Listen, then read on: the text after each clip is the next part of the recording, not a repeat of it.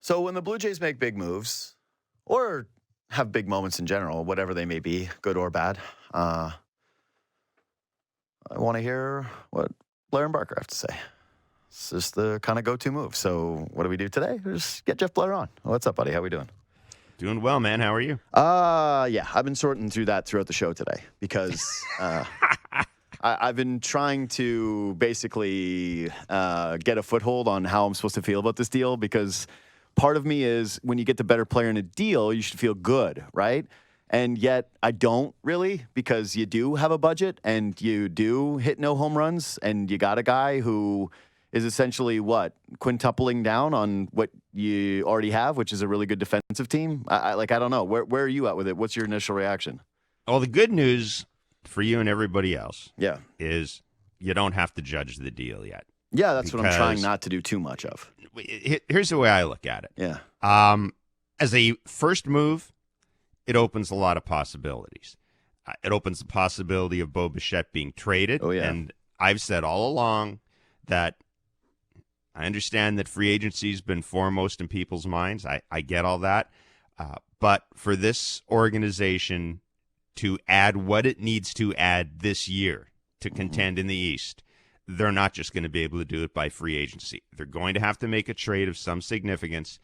And look, I think it's pretty obvious that you aren't going to be able to re-sign Bo Bichette. So that's the first thing. I'm not entirely unconvinced Andres Giménez won't be your opening day shortstop. Keep in mind that the Jays have said all along that they view Will Wagner as their second baseman. I don't know if I've necessarily bought into that. I don't know if that's talking up a guy's value or, sort of setting things in motion for the offseason, making other teams think you're settled at second base. I mean, all the usual BS that general managers do. Literally, it's general managers don't lie, but they never tell you the truth. So, when I hear that, we're not going to trade Bo or Vlad, I call BS in that. You'll trade anybody if the right offer comes along. So I'm throwing that out there. As a first move, it opens a ton of possibilities for this team. And there's still an opportunity in the free agent market to, add a bat, add a reliever. What I would caution people against doing is reading too much into payroll, because it's not the payroll at the start of the year that matters. It's the payroll at the end of the year that matters. That's why teams make trades at the trade deadline to, quote unquote, get under the luxury tax. So if the Jays are starting out with a payroll that's a little bit above the luxury tax threshold, that doesn't necessarily mean that's where they're going to end. Yep. And if they're good enough that they don't have to dump salary at the trade deadline, fine. Then you get to the point where you go even deeper into the luxury tax, because if you're good enough that you don't have to dump salary, you're probably in a playoff spot. So I'm just throwing that out there as kind of the background. Yeah. Now, where I have a couple of problems with this is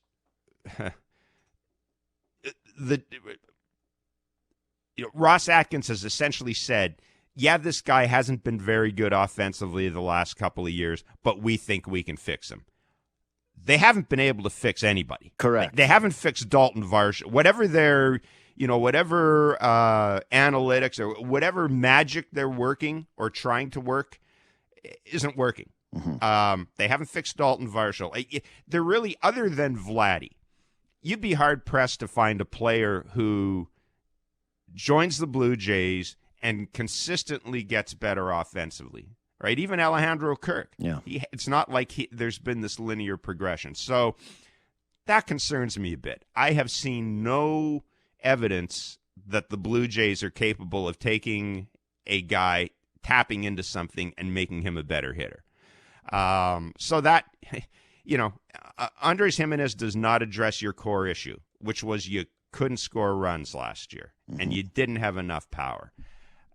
So I know that's a long-winded answer, but it's just, I think this opens a lot of possibilities. And for that reason, providing this front office has the stones to follow up and build on this, it's not a great deal, but it doesn't preclude you from doing anything, you need to do the rest of the offseason. And, and the contract is, it sounds like a lot, but, dude, 4 years down the road, you're going to be paying your fourth string catcher $23 million the way the game is going. So I don't even worry about the money. Well, not to mention, I thought if this guy hit free agency today, isn't he getting somewhere at least close to that? Like, isn't he probably going over that? So I'm not as concerned about the cash either. But what you touched on there's a lot of really good. I want to kind of go through it bit by bit because to me, the reason I'm trying not to overreact to this as well. Like, I'm not trying to be like, okay, well, this is the entire offseason. The problem is that you look at the past results over the last couple of years and what's happened, right? They've gone, well, wait till you see the full picture. And then you see the full picture and you go, that's it? That's the full picture? Justin Turner and Isaiah Kiner-Falefa? And you're like, okay. And so people have heard that before, and then you pair it with that philosophy that you mentioned. People have also heard, oh, don't worry about George Springer. He's not old. He's unbelievable. You're not going to believe what you see from this guy this year from a positive regression standpoint. And then you watch him and you go, actually, that's worse. That's even worse than the George Springer that I watched before. And you're right. They haven't done it. Daulton Varsho was trending yesterday on Twitter. That's a guy who, when he started his Blue Jays tenure, was in the cleanup spot. I'm pretty sure he was. Yep. It was either cleanup or 5-hole. So it's like they didn't think that he was Daulton Varsho. They thought he was Daulton Varsho, So... I forgive people who are a little skeptical of the move. The most interesting thing, though, that you said there is the Bo stuff, because there has been some quiet murmuring about this and where the relationship is at as of today. And seeing this move made you think, like, if we tried to drill down sort of a percentage point on this actually happening right now, what you think it would be. But also the more interesting part is, like, what does the return have to be for a guy that is coming off of an injury-plagued season where he produced nothing when he was in the lineup? And he's also a potential free agent. Yes. So, I like to think that Bo Bichette is the guy that gets you maybe an elite arm for the back end of your bullpen. Keep in mind that the team that acquires him is only acquiring him for a year, and there are a lot of relievers on the market. Ryan Helsley, Devin Williams. I shouldn't say a lot of relievers, but there are some decent relievers, alleged to be in the free agent market. So, yeah,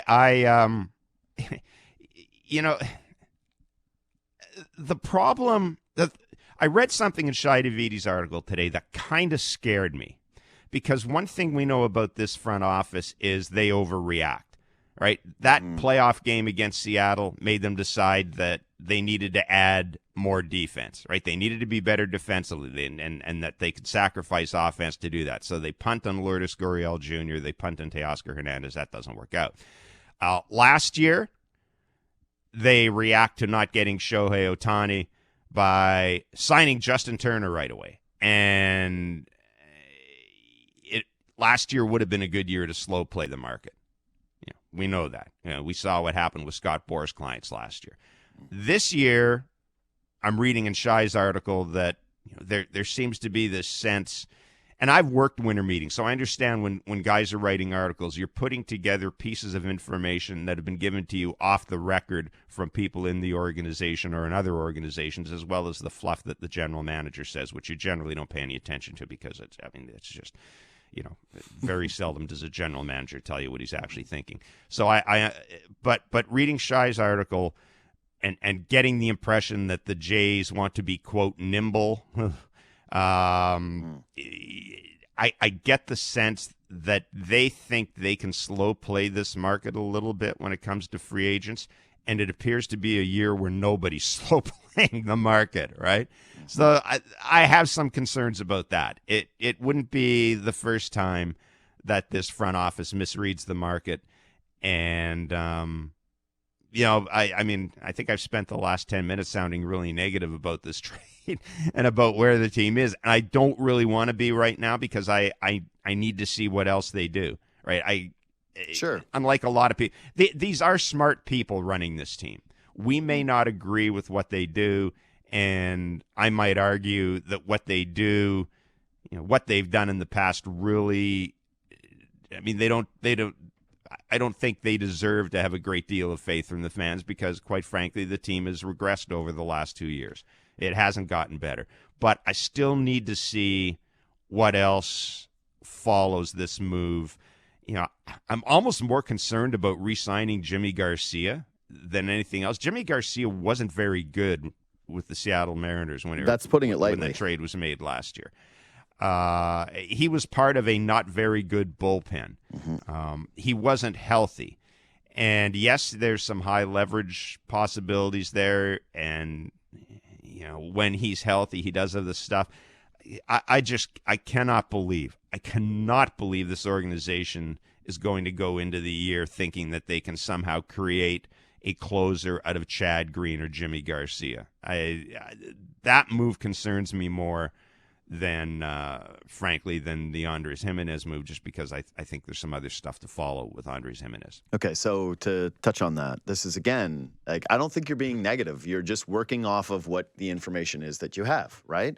It's like when you've had this as your past and you start to do moves that are indicators of that past, then you're starting to be nervous, which is fine, because that's what I thought with the Yimi Garcia thing. I went, okay.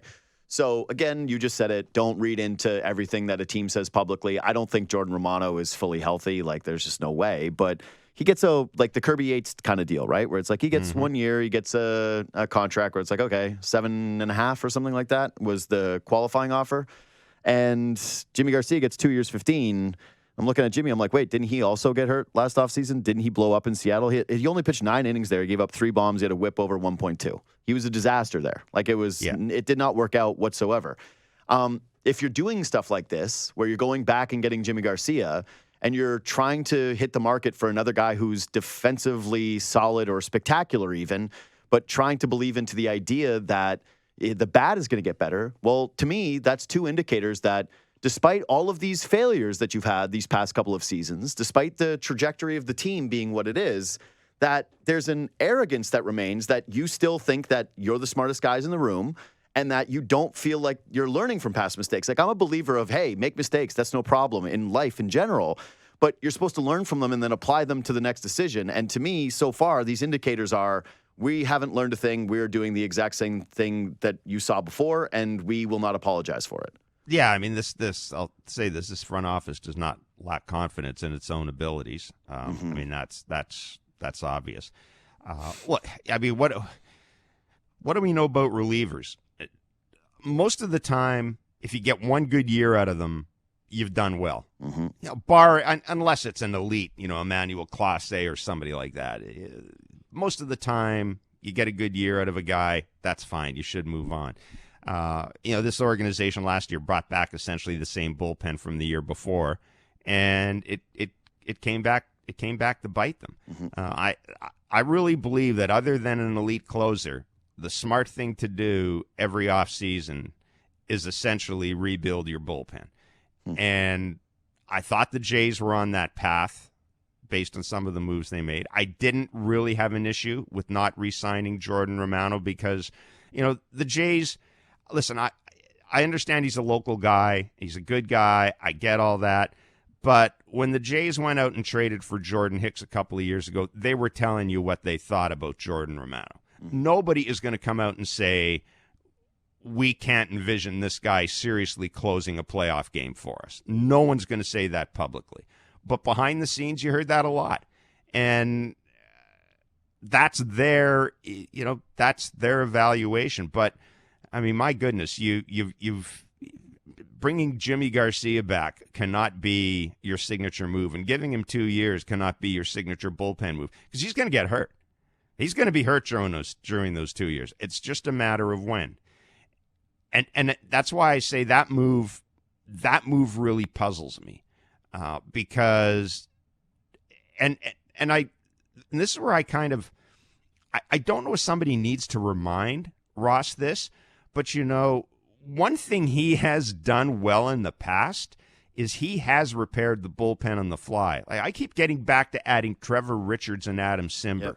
Yep. I know people will roll their eyes, but go back and look at what those 2 dudes did for the Blue Jays after they were acquired. That was in season.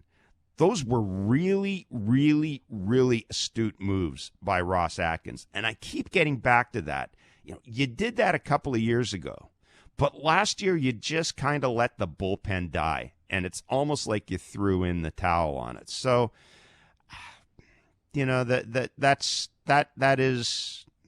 where I really have a concern right now. Now it can be alleviated, as I said. Maybe they make a deal, and they bring in, an elite arm for the back end of the bullpen. I like the fact they got Nick Sandlin in this deal. I like the fact that they're at least looking to add different arms to the bullpen. I don't care if they throw 100 or 101 necessarily, but they're looking to add different arms for middle relief. Now what they have to do is they have to go out. They have to go out and add that back end guy, because they are not going to win with Chad Green and Yimi Garcia both pitching high leverage for them. They're just not. It's funny you mention that, because what was one of the first moves that these guys made that inspired some? It was the Daniel Hudson thing, where it was like, they went out and they just got they went to the waiver wire.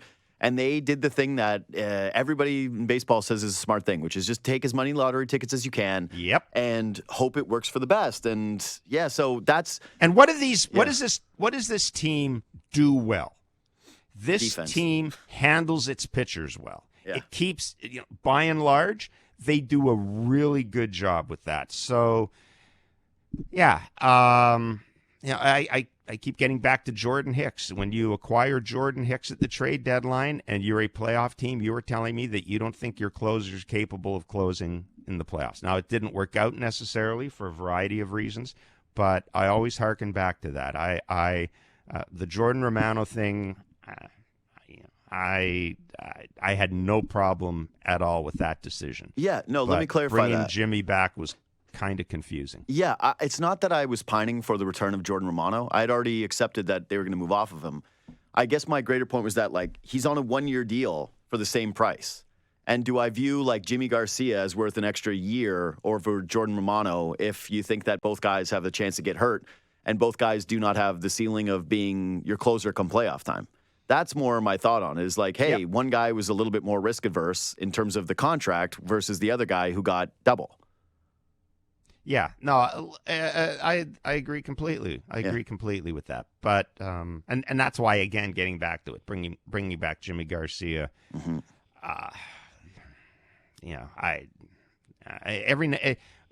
Every front office makes a move every offseason where you kind of scratch your head. But that was, for an organization that talks about needing to be nimble and needing to be creative and all this word salad stuff that Ross tosses out all the time, re-signing a guy you had last year who's probably going to get hurt at some point over the next 2 years doesn't seem to me to be nimble or creative. Yeah, it seems to be uber conservative and very cautious. Who the last we saw him didn't look good. Exactly. So, I think that saying that lacked inspiration is a pretty fair way to describe it. Okay, so at this point, what is your level of confidence then that they are going to get a little splashy with free agency? Because the names are drying up, and the teams that are still desperate remain, or a couple of them anyways. I don't know how real the Red Sox stuff is, or whether they're going to spend. I don't know how real the Giants stuff is, and how desperately they want a Corbin Burns, but there's only so many bats of consequence, and now really only one arm of consequence. Yeah, I'm hoping, and I understand the guy's game. The guy has a lot of flaws in his game. I get that, but I'm hoping they'll at least kick the tires and Pete Alonso and move Vladdy to third base. I mean, you're not going to re-sign Vladdy, so I don't think it necessarily matters if you play him at third base or first base. They need to add another impact bat. And my level of confidence in them doing it in free agency, I'd probably say is a 3.5 or a 4 out of 10. Corbin Burns, I'd love to see this team get Corbin Burns, but based on what Max Fried is getting and based on what the Blue Jays seemingly pulled out of the bidding for Max Fried on, it makes me think that they're probably not going to stay in the Corbin Burns stuff if it gets as silly as it looks like it's going to get. So impact ad, probably 3 out of 10, 3.5, 4 out of 10. I keep getting back to what I've said. I think this team has to make, it has to make a trade to get better. It's got to put together a significant deal, whether that requires Bo Bichette and one of their starting pitchers and one of these minor league guys, maybe a Relvis Martinez, whatever. The Jays have to put together a significant trade to really improve this team. I'm I have more confidence in them doing that than I do in them signing an impact free agent. Okay, so you just said that you don't think they're going to re-sign Vlad, and that seems to be the industry standard at this point. People going like, yeah, you waited too long, and now he's going to walk because someone's going to offer him crazy money, and he might even look at this team and say, like, what is the competitive track? He wants to win somewhere. When you say you don't think they're going to re-sign him, that's what you mean in general, right? Like not this offseason? Because if so, I have questions. Yeah, I mean, they're not going to. I'm hoping, I'm told that they have talked to Vlad every offseason. Mm-hmm. And that kind of scares me because if you've done that and you haven't been able to sign a guy, and keep in mind, this is a guy, this is the thing that really is really maddening about the whole Vladdy situation. Up until last year when Vladdy took them to arbitration and won, they didn't go to arbitration with him. What that tells us is the agent, the player, and the team agreed on his value.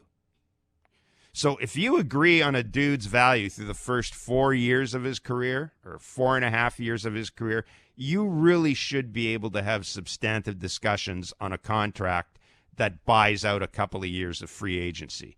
And especially now, given the way deferrals have become in vogue. If you were the Blue Jays, you could have signed Vladdy to a contract 2 years ago. You could have given him the biggest contract in club history. You could have included an opt-out and say to Vladdy, look, here's the thing. Right now, you're a free agent at 27. Why don't we give you a contract that pays you a ton of money and pays you more than market value for your first 3 free agent years, $30 million, $35 million, whatever. You're not going to get a bargain. And what we'll do is we'll put in an opt-out that allows you at the age of 30 to go into the free agent market. Think about that. If you're Vladdy, you're basically giving yourself 2 free agent windows instead of 1. It's not that complicated. It was never complicated to get Vladdy signed. It just wasn't. You just have to assume that the perfect player doesn't exist. So you have to look at Vladdy and say, if we don't have Vladdy, what do we have to do to get better? Like if they don't have Vladdy next year, they're going to spend the next 3 years in free agency chasing Vladdy or chasing a Vladdy replacement. That replacement isn't coming cheaper. So this is where I'm really confused about the whole thing. To me, it suggests very simply that this front office, which didn't sign Vladdy, it suggests to me that they just don't like him as a player or they don't trust him as a player. I don't think they dislike him as a guy. I don't think they don't like his attitude or, whatever. I don't think that has anything to do with it. I just think that this front office doesn't trust him as a player.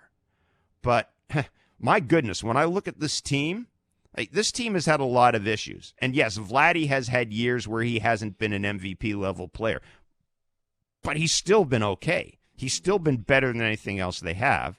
He's better than anything they have in the minor league system, and he's better than anything they're going to get in free agency in the next 3 years. So I just don't understand this. I will never understand. Not signing Bo, I can kind of get. Sure. But I don't understand why we're even at this point with Vladdy right now. To me, I would never accuse a front office of mismanagement, but I think you can undermanage some situations, and I think this is one of those situations where they've really undermanaged it. Like you spent all that time trying to sign Shohei Ohtani. You were willing to go to $1 billion, or whatever it is. I have no problem with that. You spent all that time chasing Juan Soto. Good, you should. You're a big market team. You should be sitting at that table. But there is no Juan Soto next year. There is no Shohei Ohtani next year. You know what there is? There's Vladdy Jr. next year. And you've had this guy for 5 years where no one else could talk to him. And you have failed to sign him to a contract buying out that the first couple of years of free agency. To me, that's completely inexplicable. Yeah, it's completely inexplicable. And we know how much Vladdy's going to get paid. You can look at the Rafael Devers contract and toss another $5 million a year on top of it. Mm-hmm. you know what he's going to get next year. So, yeah. Well, you know what upsets me that most gets about- me more frustrated than anything else. I agree with you. I think that is by far, in a way, the biggest. Like, now that we're seeing the full picture of this, like, we're stepping back and really grasping where they're at with Vladdy, because I think that there was a bit of a misconception for quite some time that, hey, don't worry, the Blue Jays are the ones that are in control here. Like, he loves it here, and they know what the number is, and they're just sitting on it, and they're waiting and waiting and waiting. And then one day we all woke up, and it was like, oh, actually, they're totally screwed, and Vladdy has got all of the leverage and is very likely to walk. To me, that mismanagement of that player is the most inexcusable thing that this front office has done. It's far worse than any bad trade or questionable trade or questionable signing. I mean, trades are trades. Stuff happens. Guys get hurt. Guys have her. But this is a guy you know. Yeah. You know everything about this guy. Yep. So to me, the biggest issue that I have with it's twofold. One is that had you signed Vladdy to that contract, what were the odds that you were never going to be able to move off of it, even if you thought he was not the player, like the scenario you mentioned there where you're like, they don't trust him, right? Okay, great. Do you not trust the idea that he's going to carry some value at some point to another organization, that you would be able to move him in a deal as a player with control who does have name brand recognition and who clearly does have an above average bat? Like, would it have been that difficult? Wouldn't it have been better to even eat some money on a deal if it turned out to be like so aggressively terrible? And the part that I just like, again, when we're getting into what I can't excuse, and, you know, what did you say? You don't like to accuse people of mismanagement, but I will, because, like, when has this worked out for a team? Like, the idea of waiting on a player. Like, how often does it happen where star caliber players get waited on, and then the team's like, boy, thank God that they waited till the very end of the contract? Like, to cross-sport this, the entire Toronto Maple Leafs discussion for the last, 5-6 years has been, I cannot believe Kyle Dubas waited so long to sign these young free agents. It's not just a one sport thing. It's an every sport thing. You look at the NBA, guys wait, and then turns out that, oh, well, the money went up and the player wanted even more. Like, this never works out. So even if you're researching other sports, other teams, talking to other general managers, seeing how everybody else is doing business, how could you think that you're the one group? How could you have the arrogance to believe that you are going to be the one team that solves the equation on not paying young star caliber talent early and thinks it's okay to let them just walk out the door for free after no team success? It's outrageous. It is. And I think this organization, I think they believe that the perfect player exists, or that they can create the perfect player. And, you know, that's right now they got Will Wagner. That's just not on. Yeah. It's not on. And, you know, sometimes I think that what happens when an organization spends so much money on, and this isn't to get into an anti-analytics rant, because I think you have to separate analytics from, you know, what they call R&D, research and development. I think sometimes when you spend so much money on the technological parts of your player evaluation and player development system, you know, when you buy a Lamborghini, you want to use it at some time.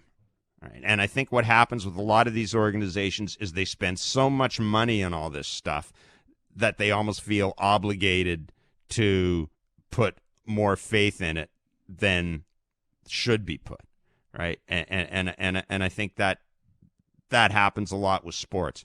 You know, if we've convinced ownership to spend however $20 million or whatever on this, well, we can't turn around and say thanks for that, but we're not going to, you know, we think we can do something else. Like, if you spend all that money putting your faith in technology, you've got to use the technology. And I think that's part of the deal with this organization. They bought all sorts of toys, right? And now they got to use the toys. And I one of the lessons that I remember, and this is a little off base here, but back when I was working at the Globe and Mail, I did an interview with Ryan Nelson when he was head coach of Toronto FC. And I remember sitting in his office, and I remember him saying, I want to show you something. So we went in the back room, and they had, and this is at Toronto FC, they had these computers, they had all sorts of stuff, and it was, you know, and they these, you know, everything, all this, and this is like, we're talking years ago, right, when this stuff was still, there was still a wow factor to it. And I remember him telling me, we got better stuff than most Premier League teams. He said, we've got, and he used the word toys. He said, we got more toys than most Premier League teams, but we don't know how to use it. And we don't have good players. And I've always, that's always stuck with me, right? That's always stuck with me, that I do think sometimes there's a tendency to think, we can create a new Vladdy. And I will say this about this front office. I mean, in that way, they are consistent. They do have an enormous level of confidence that, I would suggest the standings don't warrant that level of confidence, but this front office is absolutely committed to the way they do things. And they absolutely believe that they are right. And they absolutely believe that at the end of the day, they will be proven right. Well, guess what? This is the end of the day, right? This is the end of the day. I mean, that's where we are with this, with this front office group. So, God, I'm envious of it. Like I am. Well, I like it just in the idea that, like, if I was looking at my downloads and they kept trending down, like I was like, oh wow, this is going horribly. I'm getting feedback that's just negative, and I'm like, I know better than everyone. Like I have such crippling self-doubt often. Like, wait, am I doing this the right way? Like, that's what I'm saying. It's like I'm like, isn't that the way to be? Isn't that the way to live? Where you're just like, I don't care what the results are. I'm right. Like, wow, God, that's attractive. Like, that's an attractive mindset. Yeah, it is when you're making the playoffs. Yeah, sure. That's what I'm saying, though. That it's like this is nonsensical at this point. That's why the Giménez thing is driving me crazy, and why I can't just accept that, hey, he's the better player in the deal, and he's going to have a platinum glove, and he's going to steal 30 bags, and I'll probably end up enjoying him. It's the arrogance behind the move to say, like, hey, we think that we can get more out of the bat. And you're like, oh, really? Like, you're doing this again, despite, like you mentioned, no evidence. If you, and again, the general managers can say what they say, but, if only Ross had come out and kind of suggested that this is just the first move, and we've got, it opens some doors for us, et cetera, I think people would be looking at it a little differently. But, I mean, you are right. I think they got the better player. He's younger than Spencer Horwitz. And I loved what Spencer Horwitz did offensively, but there was no spot for him in this team. The Jays came to the conclusion he couldn't play second base. I mean, my friend Kevin Barker, who's played the game, thinks that's a load of, horse hockey, as David Sampson would say, that Spencer Horwitz is fine at second base. The Jays didn't see it that way. I really like the bat, but I've always looked at Spencer Horwitz and thought, on a real good team, he's like your 24th guy. He's maybe your left-handed bat off the bench, and that's not taking anything away from him. But I don't think Spencer Horwitz can play every day. So, Andres Giménez can play every day on a playoff team. He's done that.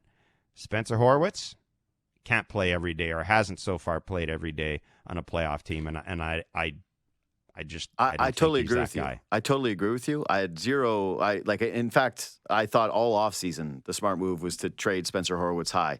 The only issue I have with it, or not issue, I should say, but like the eye opener for people when they make this trade is you go, hey, Spencer Horwitz is a tradable commodity in baseball, where it's like, yeah, it's whatever. He's dime a dozen. He's 24th guy.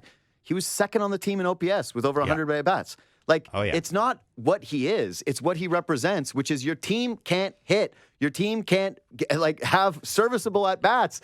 They don't hit for power. If Spencer Horwitz is your second guy in home runs per game, if he's your second guy in OPS plus and OPS, then you got to be desperate going into the offseason to add offense. And for them to just go like, yeah, whatever, we'll just trade him and get less offense, you go, you're right. Better make a move. Better not tell people on, like, don't worry, these guys, we got the numbers. They're going to get so much better, and then show up midway through the season and have Shapiro be defensive at people who are asking questions about the direction of the team. Like, it's infuriating. Yeah, I mean, Spencer Horwitz and Ernie Clement are great stories. Sure. But it's not a good thing that they were two of your best hitters. No. I mean, with all due respect to those guys. And Ernie Clement to me is a spot on a good team. There's no doubt about that. But the fact that they were two of your best hitters that's really not something you want to hang your hat on. It's really not something you want to hang your hat on. But I mean that's where we were, and now this is where we are. Yeah, that's where we are. Okay, last thing for me. Do you have a hope for at least the ideal bat right now? Like, who's the guy that you'd like to see them get? Because now, again, reading between the lines of what you're saying, when the GM says something, you throw it away. It's like when he's like, "Yeah, of course we would like Teoscar." That's every GM. No, I'm with you. Yeah, I wasn't trying to single him out. GM lies. I just mean that when he referenced Teo, now I'm like, the last guy they're getting is Teo. I mean, I would like to see Teo back here. Yeah. You know, I'm sitting here thinking impactful bat. I mean, I still, I don't know. I look at all the other hitters out there. Well, I mean, they've all got flaws. Pete Alonso's bat is slow. He's old. Yeah. You know, and that's part of the issue when it comes to getting guys in free agency. You've got to assume that as they get older, they're going to get worse. And you've got to understand that if you sign Pete Alonso, for example, you've got to spend the next couple of years getting ready for Pete Alonso's replacement, because at some point you're going to end up with George Springer. It's just, you know, like Father Time is undefeated, which is a horrible cliche, but it is very true. So I look at the bats that are out there right now. I would feel better about the lineup with Pete Alonso in it and maybe Vladdy playing third base. But, you know, I just wonder. I wonder if there are teams out there. You know, you keep hearing teams like the Colorado Rockies might be interested in trading Ryan McMahon, or you know, the St. Louis Cardinals are looking at trading some players. You know, Milwaukee's always interested in moving players, although trading Willie Adames would probably preclude that. I don't know. As I said, I'd feel better with a bat like Pete Alonso's in the lineup. Yeah, I'd be more convinced that you could unlock whatever remains in Pete Alonso's bat than I'd be convinced in your ability to turn Andres Giménez into an offensive player. But at this stage, I kind of felt that if you miss on Juan Soto, you go all in the pitching market and They missed. You know, and try to try to build that part of your team. I was same. Get a Corbin Burns, and then trade one of your existing starters. Maybe even consider trading Jose Barrios. It would still have some value. But yeah, like I said, the thing about the Andres Giménez deal is it opens possibilities for the Blue Jays. Now the question is, are they going to be able to take advantage of those possibilities? And, you know, bringing in another Justin Turner is not taking advantage of the possibility. Maybe Brandon Belt can come back. He wasn't ready to retire, so. Bro, Kevin Kiermaier wants to play again. Yeah, let's offer him more money. Jeff, this was a real pleasure getting to pick your brain today. Thanks so much for making time, man. No worries. Enjoyed it. Yeah, take care, dude. Jeff Blair of Blair and Barker.